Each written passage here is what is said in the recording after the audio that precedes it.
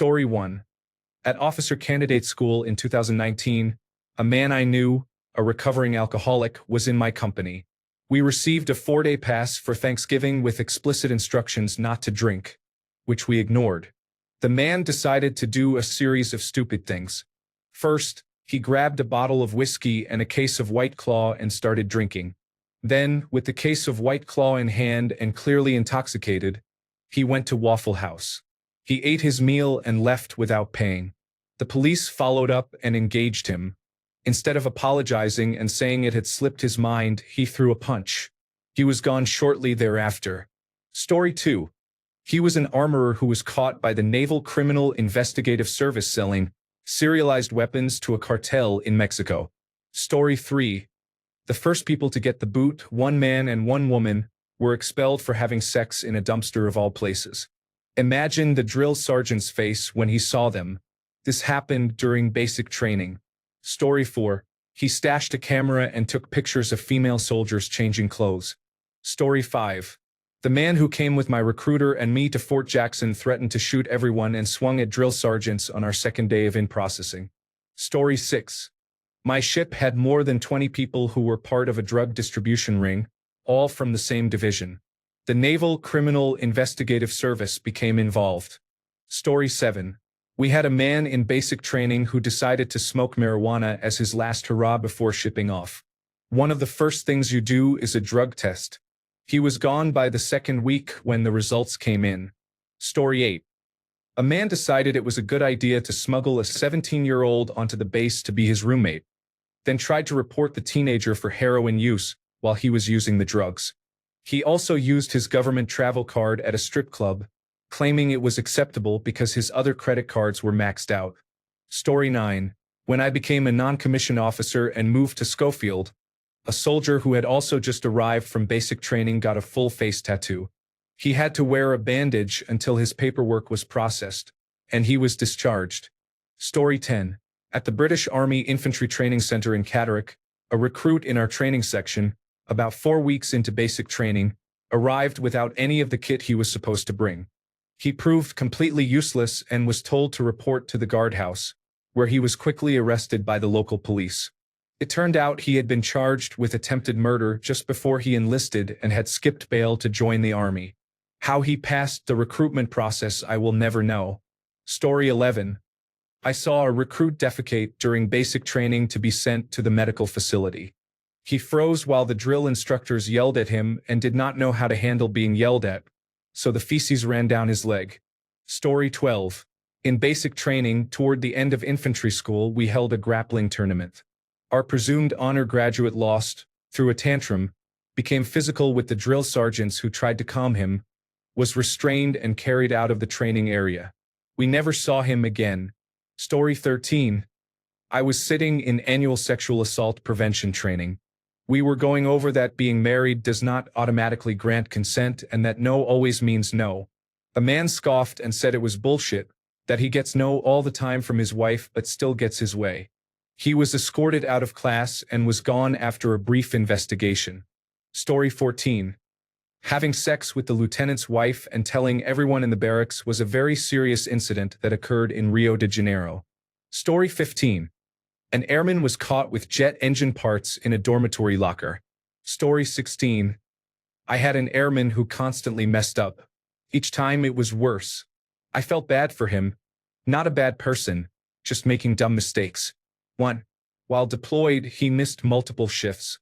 Since our job has only 2 people, I had to adjust my hours to get him to work on time by going to his dorm an hour early and staying with him an hour at work to make sure he would not fall asleep, extending my workday to 14 hours.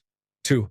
He moved out of his apartment and was living in a car and a tent in a parking lot. I did not know he moved, but someone saw him and told leadership without going through me. My first sergeant called me into his office to ask about this, and I felt embarrassed for not knowing. It had been 2 weeks, and by the time I found out, he had already found a new place.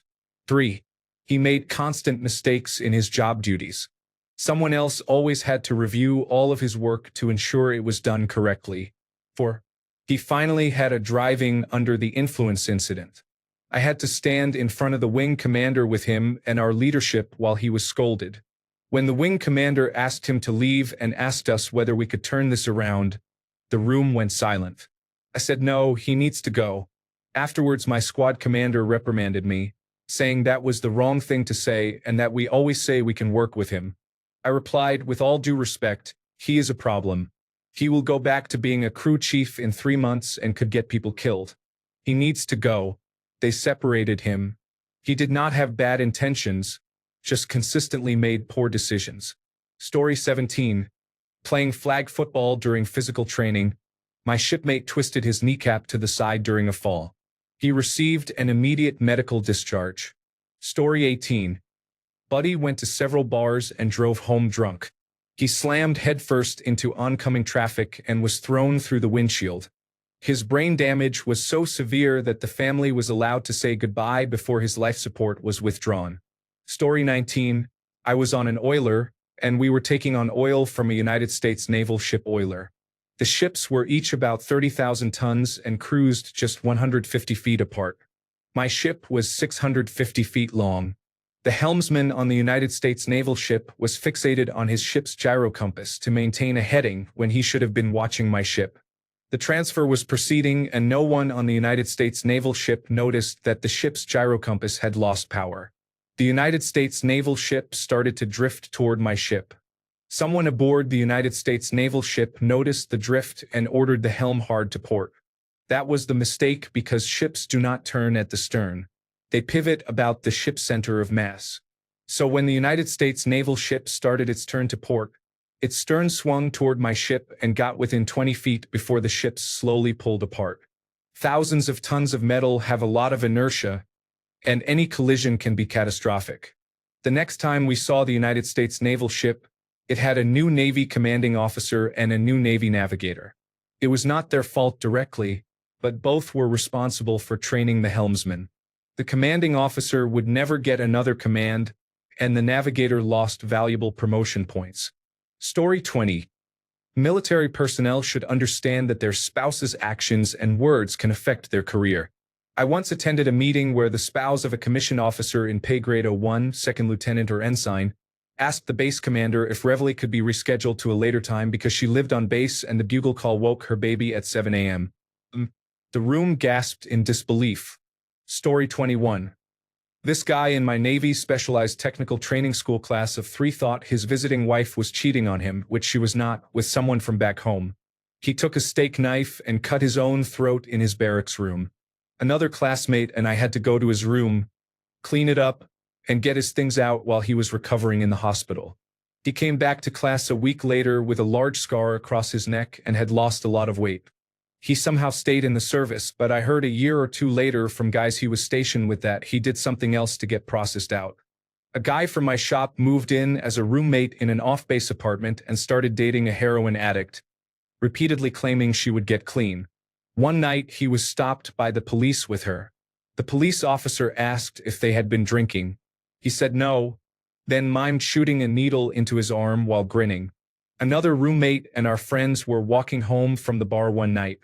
They rang the doorbell of the Church of Scientology and dropped their pants in front of whoever answered. They got caught. They did not get into any real trouble, but the possibility of being charged with a hate crime hung over them for a few weeks. Story 22. I guess it was not all that quick, but we sent a man to dive school along with his wife, who stayed in on-base housing, which was very hospitable of the cadre. After about a month, one of the instructors called and said I needed to talk to him. I called and gently urged him to stop messing around. We had never seen this man before he went off to basic training and advanced individual training. The recruiters had simply assigned him to a military occupational specialty without even telling us, which was not good because we had an extensive vetting process learned from bitter experience. He turned out to be fine physically, but mentally he was another story. A few more weeks went by, and the instructor called again. The police had brought him in. He had been passed out at a stoplight with his door open and a bunch of empty beer cans on the ground. Story 23. In Air Force basic training, a girl wrote "Fuck you Sergeant name" in huge letters on a bathroom stall with the Sharpie marker we were issued. It was a chaotic afternoon. They put us in the rain and had us do group physical training to get someone to talk. They also gathered us in our dorm to make us talk to each other, which sparked 2 fights when trainees accused one another. We all received a write-up for the day, which meant the trainees who already had write-ups for other reasons had to pack up everything and be moved back to another flight. After a couple of hours, one girl admitted it. She was sent out and was discharged a couple of weeks later. Story 24. You usually see many dropouts during basic training. A few claimed suicidal ideation on the first day to be discharged. One trainee was discharged after a few weeks at basic training for not telling his recruiter about a previous knee injury.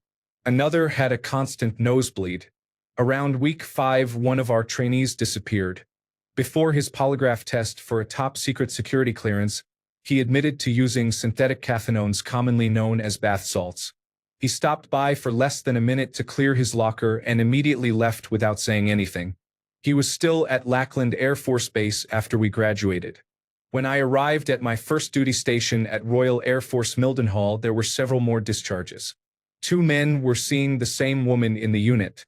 One became jealous after returning from temporary duty and smashed his car windshield in the dormitory parking area. Another flooded his dormitory room and did not tell anyone for weeks. There were about 4 inches of water and mold up and down the walls.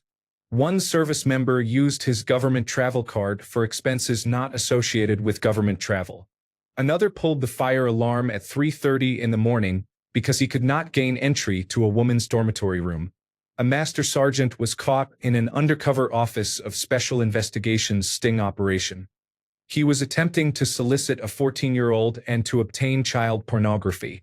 He was reduced to the rank of Airman Basic and sentenced to 10 years at the United States Penitentiary Leavenworth. At my second duty station, most discharges were for marijuana use. Story 25. The men in a maintenance platoon hired a stripper for a Christmas party on base. It was a stretch, but command was lax and let it slide. They even looked the other way when a few of them decorated a high-mobility multipurpose wheeled vehicle with chemical light sticks and picked the woman up at the train station. One might say all was well in the early hours of the party. Later, though, after a lot of heavy drinking, one of the mechanics decided to show the woman the area in the still glowing vehicle. Drunk driving a 3-ton, glow-in-the-dark truck out of the front gate onto public roads, then off-road into the training grounds with a civilian in the passenger seat, ended his career. Story 26. His wife did it for him. She drove the wrong way down a British road and killed someone. Then they fled the country. Story 27. I knew a man who was an E4, a junior enlisted pay grade, who was dating the admiral's daughter. Their relationship was rocky and ended badly. I believe he left the service a year or 2 later and was probably still assigned extra duty. Story 28. There are so many. First one.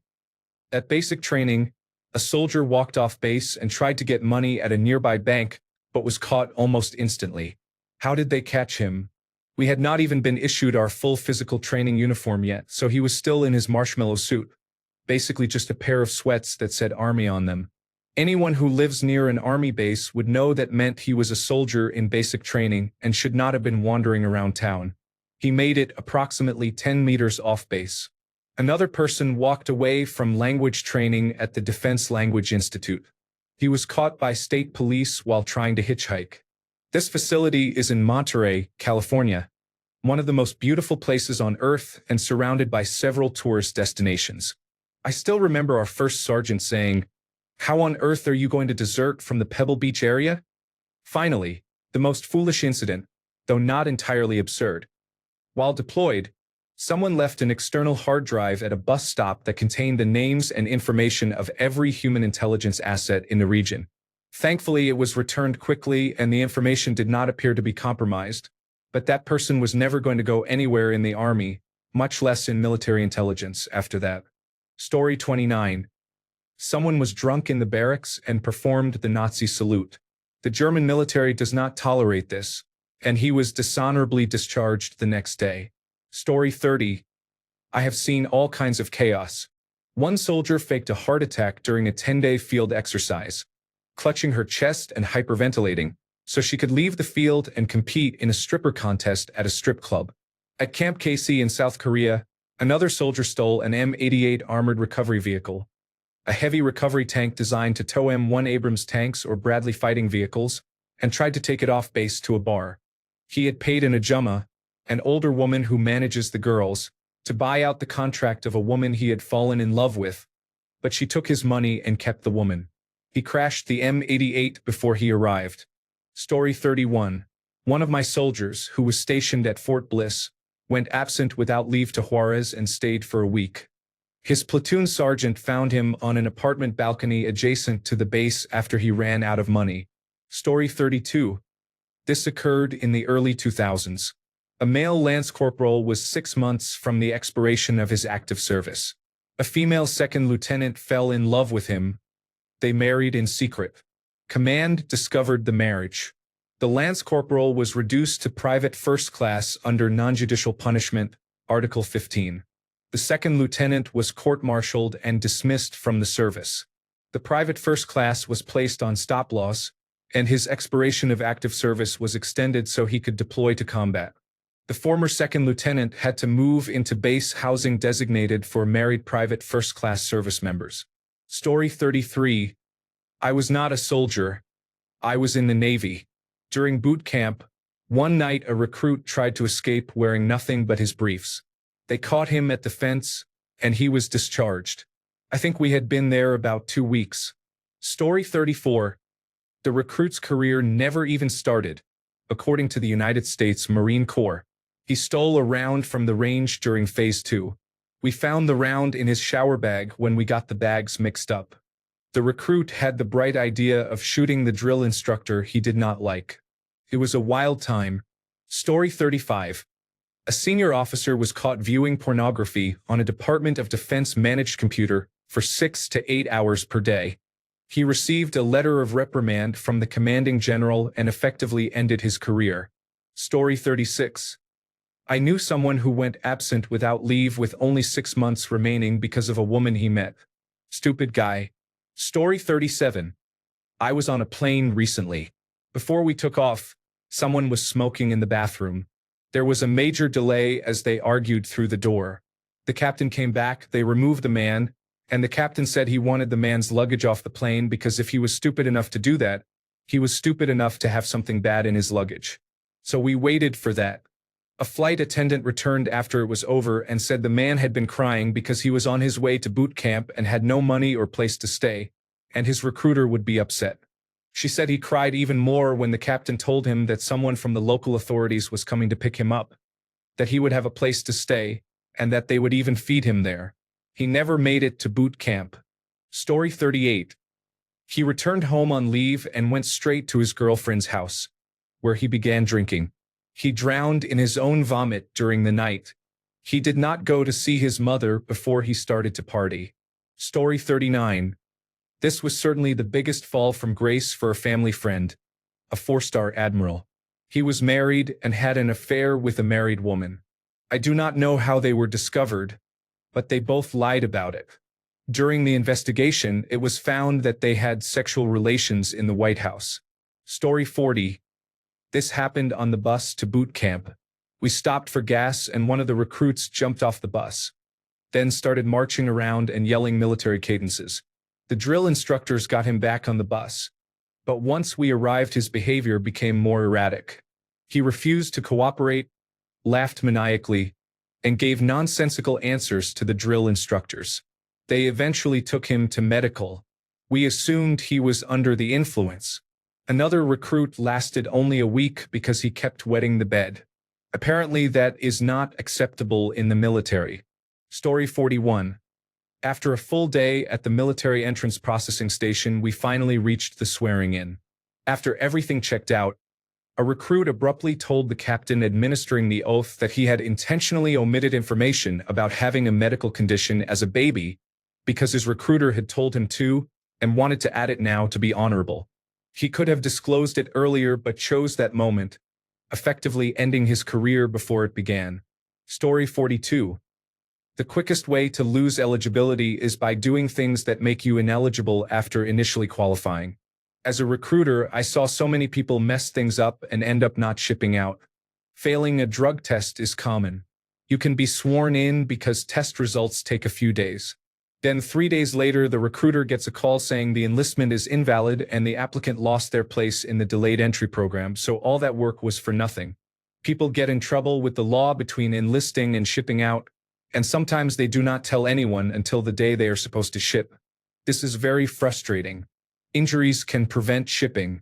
Before the current system for medical documents, military entrance processing station staff did not know about conditions you did not disclose or that were not documented. If you had a mental health condition that was not obvious, you could still ship. We had a candidate who injured his ankle so badly he could not attend basic training. They requested medical records to postpone his ship date by a month. The records showed a known medical issue, attention deficit hyperactivity disorder. He was disqualified. Story 43. A Marine married a stripper with 5 children a week after meeting her. That was the end of his life, not just his career. Another Marine used crystal meth and attempted to kill himself. That was also career-ending and almost life-ending. Story 44. Oh hell, there are too many stories. Soldiers built a meth lab on the barracks roof. One man was exposed by Chris Hansen after we returned from a deployment. Police waited for him on the flight line. One man was caught trying to sell sensitive items, including weapons and night vision devices. Another was caught trying to smuggle war trophies from Iraq. Unfortunately, many incidents involved domestic violence. One man brought an underage girl to the barracks. A female officer engaged in prostitution during a deployment. Another woman left the base at night in a civilian vehicle, armed only with a pistol, and was sexually assaulted. She was discovered only because a rocket attack left her unaccounted for. Widespread drug activity occurred. Buying, selling, using, abusing, overdoses, and more. A new arrival refused to jump, which is a huge deal during parachute operations. He was told to sit and not touch his equipment. The jumpmaster taunted him, and the soldier rushed the jumpmaster and pushed him out of the aircraft mid-flight. One soldier nearly shot his platoon sergeant in the face. The bullet missed by inches. There have been war crimes. Story 45. A man slept with his wife's sister and then continued exchanging explicit messages and photos for several months. The sister left her phone at home one day. Her father opened it after it buzzed and found an explicit photo of the man. He contacted the police, and the wife contacted the first sergeant that day. Story 46. In Panama, I knew a 15-year-old girl whose stepfather was a young captain.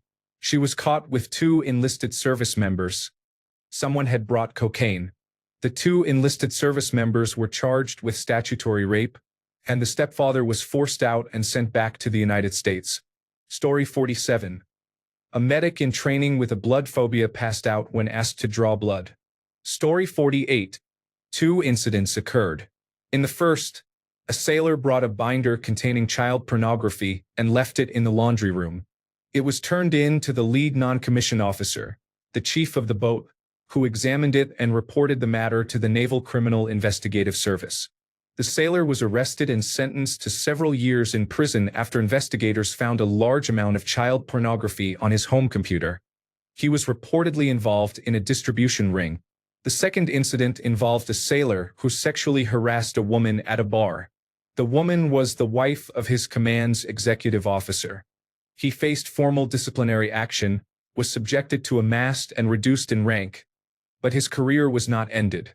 Story 49. My friend received a driving under the influence charge the night before he shipped out to the Marine Corps. He somehow arranged that after boot camp he would serve some time in jail and then be on probation while remaining a Marine. When he finally got home, he had a week before he had to return for school. He used cocaine the entire time, then went back to San Diego and failed a drug test. I cannot imagine completing Marine Corps basic training and then being separated for using cocaine. Story 50. A few examples. I will give only 2 examples. First, a corporal served her fellow soldiers brownies that were laced during artillery exercises with live fire. Second, and this is a big one, the base commander of the largest airbase in my country was a serial rapist and murderer. Because of his status, he thought he could walk out of the interrogation and convince the police he had nothing to do with the rapes and murders. He brought evidence into his interrogation, which shows how confident he was. The Federal Bureau of Investigation actually used the local police interrogation strategy as a teaching example. Story 51. A lesbian soldier at my forward operating base in Afghanistan became pregnant. Her wife back home was not thrilled about this development. Story 52. A brand new recruit fresh out of training took his girlfriend's car and drove 200 miles back to the barracks without a driver's license or insurance. 2 weeks later, he failed a drug test for cocaine, and his career was over. Story 53. A man was in the final week of basic training.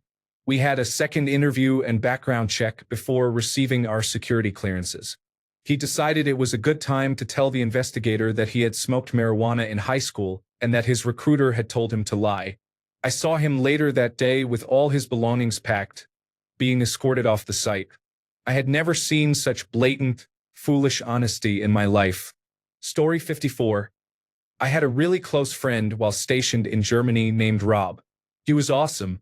We were such good friends that when I was promoted to enlisted pay grade E4 and became eligible for my own room, I chose to continue rooming with him because I did not want him to have to live with a random person.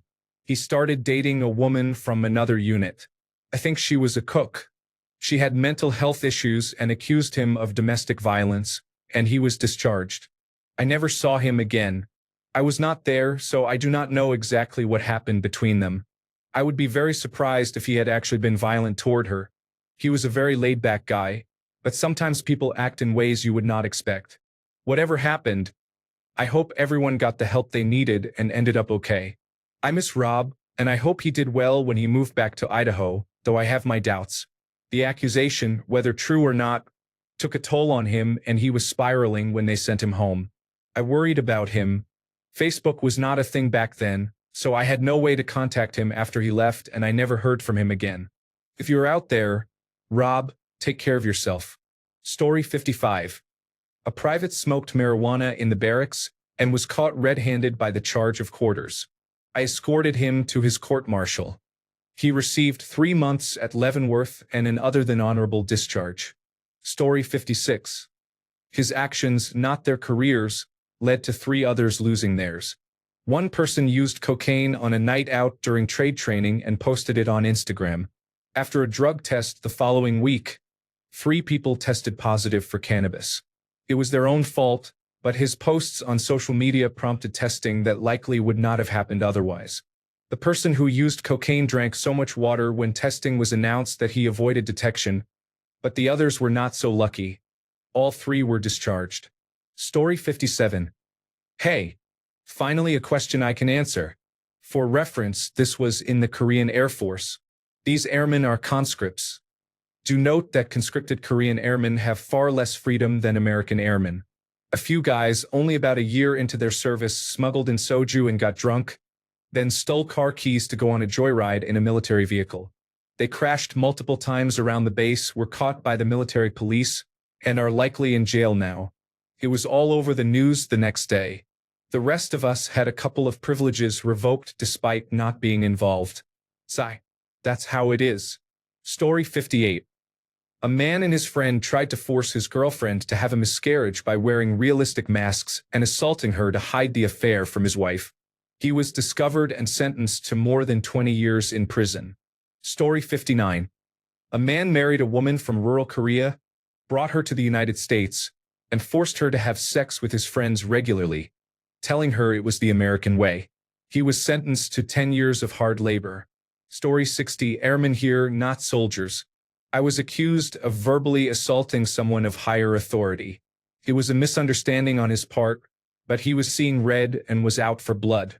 I tried to explain what actually happened, but his pride would not hear reason.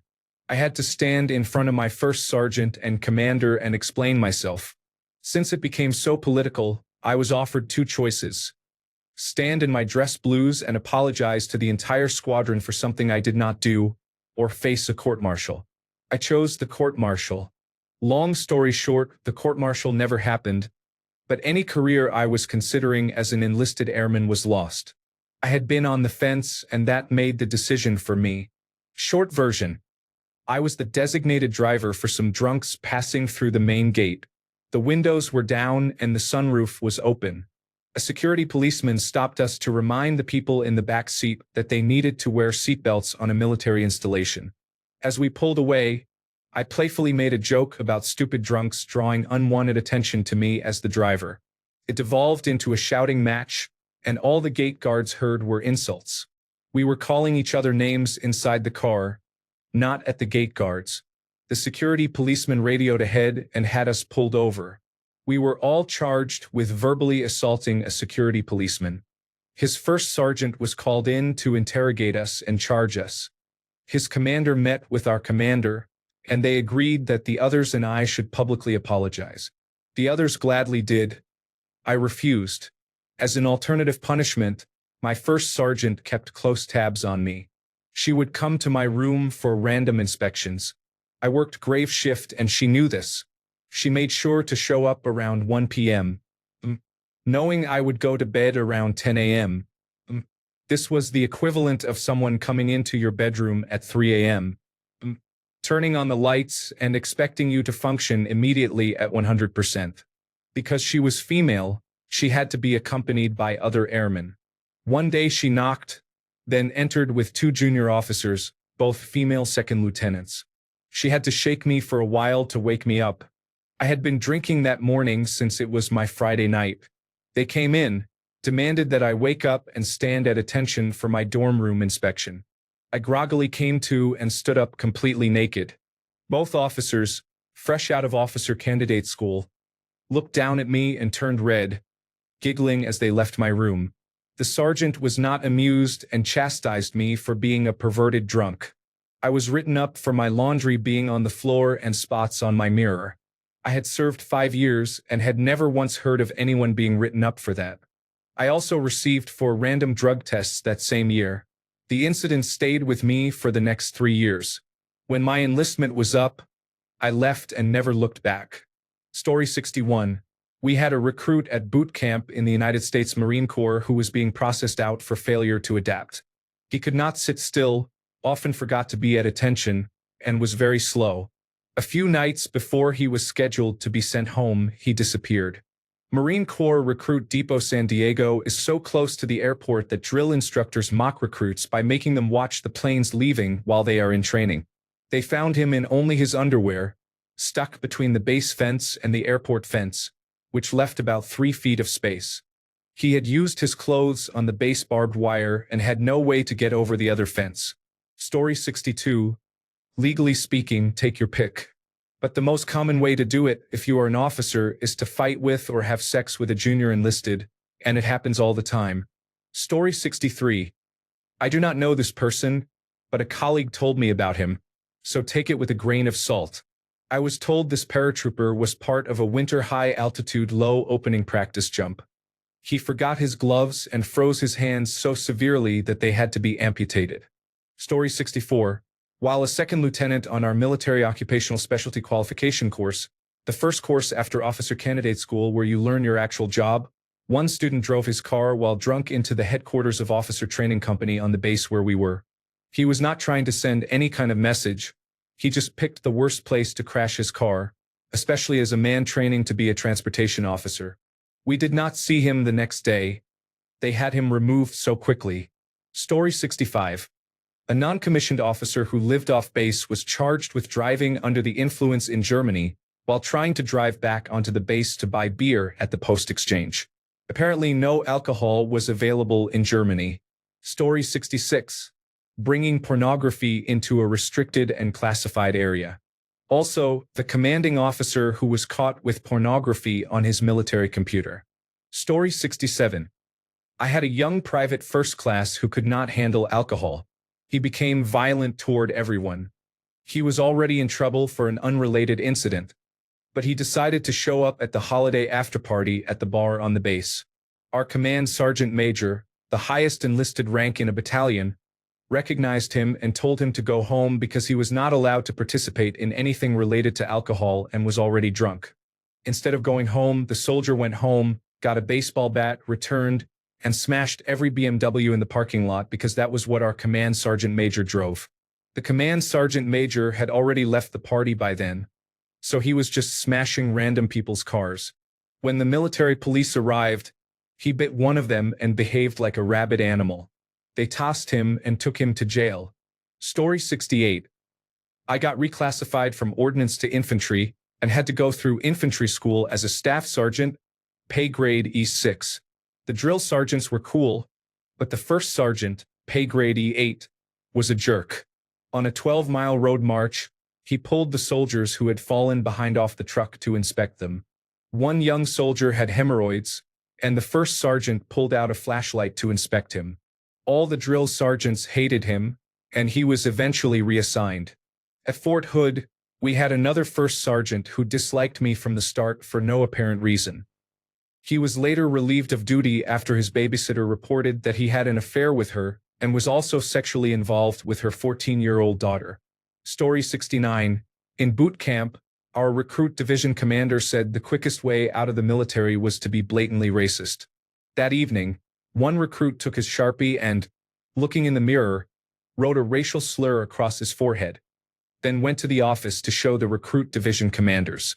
Because he wrote it while looking in the mirror, the text appeared reversed on his forehead.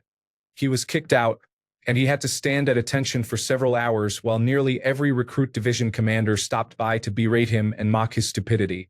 Story 70. I used to be a drill sergeant more than a short time ago. First thing, nearly all I fought a drill sergeant or I saw drill sergeant so get their ass kicked stories are flagrant urban legends. That said, this one was not. I'm 5 feet 3 inches, a beanpole. I was still basically very thin with breasts when I was on the trail, even after having had our youngest child not long before ending up wearing the hat. I grew up neglected and underfed, and I'm Korean American. Anyway, we had this cycle almost ready to graduate and get the hell out. There was one girl in the platoon, a big 6-foot, corn-fed powerhouse who had apparently destroyed every girl's basketball record at her high school. I never had any issues with her until about 2 days before graduation. It turned out she believed she had been visited in a dream by an archangel who told her I was impregnated by Satan, and that the only way to save the world was to give me an abortion, even though I was certainly not pregnant. She carried out the plan by waiting until I walked past and then kicked me with a "This is Sparta"-style kick that sent me flying. She was hauled off by the military police and disappeared. This was back when a pulse and 2 teeth more or less qualified you for service, and they were flexible on the latter. I didn't discover time travel, but I did find out approximately what velocity your head needs to hit a wall locker at to get a severe concussion. Story 71. A man was gooning during an exercise. The general walked in. Story 72. My uncle told me about his friend who served in the Finnish border guards. They both made parachute jumps. One day his friend made a mistake and could not open his parachute. He left a slight indentation in the ground. I guess that qualifies? Story 73. Did not want to march in the hallways and told a sergeant to fuck off when ordered to halt. Story 74. When stationed in South Korea, I saw a service member at pay grade E8 demoted to pay grade E3 for an affair with a service member at pay grade E1. I saw a service member at pay grade E4 disappear after he left his phone at the Morale, Welfare and Recreation Center, and investigators found images involving minors on it. A service member at pay grade E5 was reporting that one of his pay grade E3 subordinates was out processing for 3 mornings. That E3 had begun out processing to transfer to a new duty station, but his girlfriend broke up with him. He hanged himself on the first day, and they only found his body because someone complained about a smell. That E5 was demoted. I have seen people arrested for driving under the influence and then separated from the military, and others test positive on urine drug tests and be discharged. One person I knew in advanced individual training went absent without leave because he did not want to be in the army. He came back a month later because they were going to kick him out. When I asked what he did that month, he said he just played video games. Also, in advanced individual training, there was a group called the 8-Ball Crew. 4 or 5 guys decided they wanted out of the military, so they bought an 8-ball, an eighth of an ounce of cocaine, and snorted it in the laundry room where they were sure to get caught. They were caught and separated. I have more stories, but those come to mind first. Story 75. I have a good one. Probably not the fastest, but it is the dumbest I've heard. Whenever I felt like I had a bad service member, I thought about this guy and felt better. I do not believe this could happen today because they are much stricter with government travel card limits and usage. One of my father's service members got himself kicked out one evening in Las Vegas. They were on temporary duty to Edwards and made the trip to Las Vegas on Friday. Before they even left the base, ground rules were established. Everything goes on your personal card, not the government travel card. No gambling. Do not withdraw cash. Drinks and beer are on your personal card. If you do not have the money, stay on base. Everyone went out together, had a nice dinner, drank a lot, and then went gambling. The service member withdrew a couple $1,000s on his government travel card to gamble with and lost it all. Then he rented a limo and driver also on the government travel card. He picked up 2 escorts, and they drove around drinking and fooling around for a while. One of the escorts convinced him to get cocaine, so they stopped at her dealer to buy some. Something went wrong, he ran out. The driver went to open the door, but he jumped over the hood, got into the limo, and drove off, leaving the driver stranded. He ran a red light and started a police chase while driving a stolen limo. He accidentally turned into a parking garage far too fast, badly scratched the side while turning, and then slammed into a wall. After it was all said and done, he had over $10,000 in unauthorized charges on his government travel card, a charge for driving under the influence, resisting arrest, and possession charges because one of the escorts dropped a bag of cocaine in the back of the limo. He totaled the limo, and the damage was apparently not covered by insurance, likely because he stole it and was driving under the influence. I know all of this because he lost his on-base driving privileges, so my father paid to drive him to and from work for a couple of weeks because none of his coworkers would go that far out of their way. My father was on the opposite shift and nobody else lived close. That first week he told me everything. I also heard some of it from my father, mostly the parts from before he went out by himself. He was court-martialed, though I am not sure what the charges were. My father would not say, and by the time that was happening he was living back in the dorms and essentially confined to quarters. He was out within a few months of the incident. I am pretty sure they withheld his paycheck for the entire time he was in the dorms to pay back the government travel card charges. That would not have been enough for the limo, so I do not know what happened there. Story 76. I was stationed on base when spice was the craze. It was illegal on base, but they could not do anything to you if you used it discreetly off base, and since it could not be detected on a drug test, nobody would know. A group of soldiers decided to smoke in their barracks room and wanted to order some pizzas. Lo and behold, a master sergeant was delivering pizzas that night, and by luck of the draw he delivered to that room. The master sergeant called us the military police and we went to the room. They had the dumbest look on their faces when they opened the door to a group of military police. Story 77. I was stationed in Alaska at Fort Richardson. After a tour in Afghanistan, a soldier got drunk and fell asleep outside a bar on a night that was about -20 degrees. He woke up with his arms and legs so badly frostbitten that they had to be amputated. He had returned from Afghanistan intact and then lost his limbs that night. Story 78. I was out riding my motorcycle in a state park outside Omaha when 4 riders, 3 on sport bikes and 1 on a cruiser, passed me going the opposite direction. I decided to turn around and join them.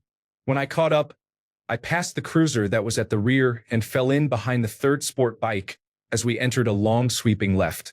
The 3rd sport rider started on the inside of the lane, but by the end he had drifted to the outside, ran off the road, and struck a corner Marker Street sign on the right side of his bike. The bike and rider flipped end over end 5 or 6 times. The 2 bikes ahead missed it and were a couple of miles down the road before they realized the rest of their group was missing. When I stopped on the shoulder and ran to the wreck, I thought it might be a fatal accident, but I saw him crawl out from beneath the bike and breathed a sigh of relief. Then his right pant leg became saturated with blood. By that time, the cruiser rider, whom I recognized as a friend of a friend, arrived and we went to work. I reached into a shredded stump below the knee and pinched off the artery, while the other man applied a tourniquet using his t-shirt and a nearby stick. It took a few minutes to stop the bleeding, by which time the other riders had returned. One was blocking traffic and calling 911, while another ran for the severed limb, which he found inside a fairly clean, new combat boot about 50 to 100 feet away. They put the leg in a cooler of ice provided by a driver, and the cruiser rider, my friend of a friend, and his two companions began directing traffic around the wreck while I continued to pinch the artery and hold the tourniquet. Through all of this, the downed rider's only concern was whether his new motorcycle was all right, likely due to shock.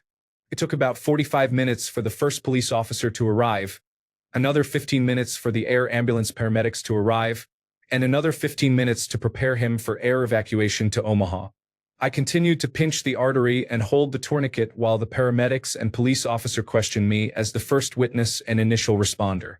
By the time he arrived at the Omaha hospital and was admitted for surgery, his leg had been severed for about 1 hour and 45 minutes and could not be saved. After talking to my friend of a friend, I learned he had been one of the sharpest up-and-coming airmen in the United States Air Force Squadron where they both worked. His supervisor had learned he had bought a new motorcycle and was eager to ride without having taken the motorcycle safety course or having any prior experience. Allegedly, his supervisor could not talk him out of it but persuaded him to ride outside the city limits so the others could try to teach him away from traffic. He did not know how to lean or turn and paid a high price. At that point, he had been in the United States Air Force just shy of 16 months, but I had known him for less than 5 minutes when he destroyed his entire career. We kept in touch for a while and, last I heard, he was forced to return to his hometown and work in his father's plumbing business, the very fate he had enlisted to avoid. Story 79. A man in my platoon tried to solicit nude photos from a 14-year-old girl, and when she refused, he threatened to kill her family. This happened over Facebook Messenger. He served 3 months in Leavenworth Prison.